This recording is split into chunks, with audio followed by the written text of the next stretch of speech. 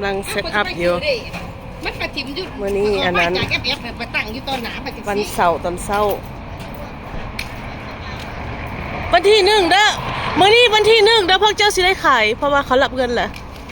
ตั้งอยู่ได้ดอกฮันเดดอกฮันเดเอาตะเครื่องซุกในกระเป๋ากระเป๋าแม่ค้าก็กำลังโซเล่กันแต่เช้าอยู่บ่แทนกับไปที่รถอ่ะอันนี้ไทยอันบรรยากาศตอนเช้าซื่อๆตอนยังบ่ได้จัดเครื่องจัดของสบายดีมาช้อปปิ้งบ่มาช้อปปิ้งแต่เช้าเนาะยังให้เพิ่นมาดอกผู้มักตอกมักแต่งกันเลยมาหาแม่หลังจากอนาใครหัวใครอันนั้นนะสบายดีปล่อยให้อนาปล่อยให้อันอยู่ดีมีแห้งอยู่บ่โอเคตู้กันจังที่ล่ะสิไปขายเครื่องน้ำลูกขายเล็กๆน้อยๆพ่อนม่วนชื่นน้ำมูน้ำคู่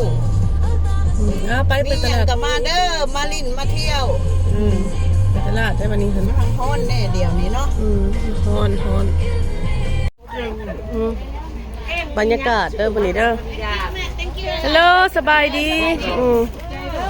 อะไรอย่าง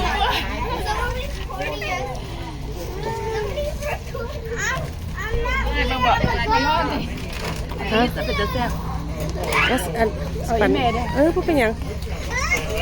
ปั่นยากินค่ะบ่ยากินเลิศได้เลยพ่อน้ำหนักในมันนั้น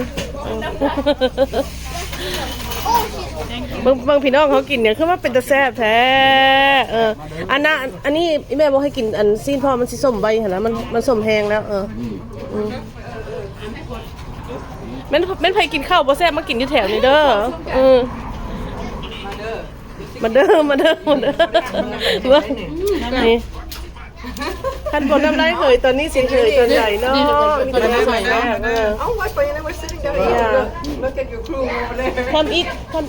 Come eat with us ลาว food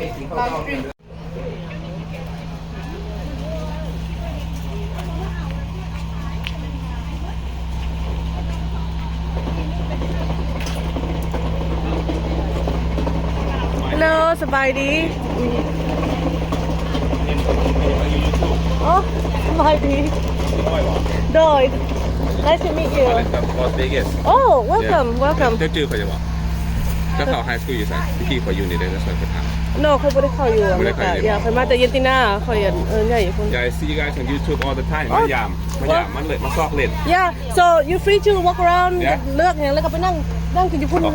table เด้อโอเคโดย Hello guys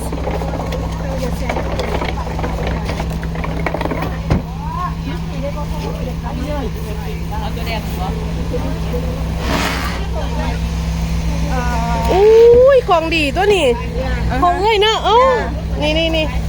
จนได้รถได้หลายตัวเนาะถุงนึงเท่าไหร่คัน$5มาเสียนั่นก่อนมาเด้อสิเอาอันซื้อซอยเพราะอันแนวอันนี้มันอึด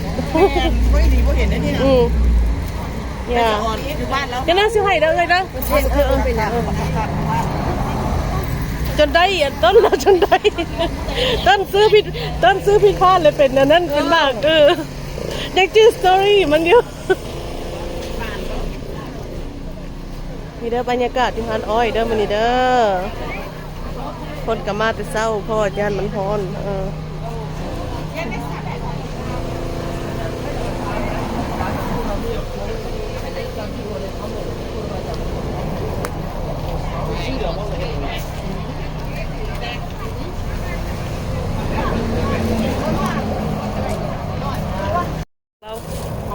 ของกินมาบ่ทันเสียใจเด้อ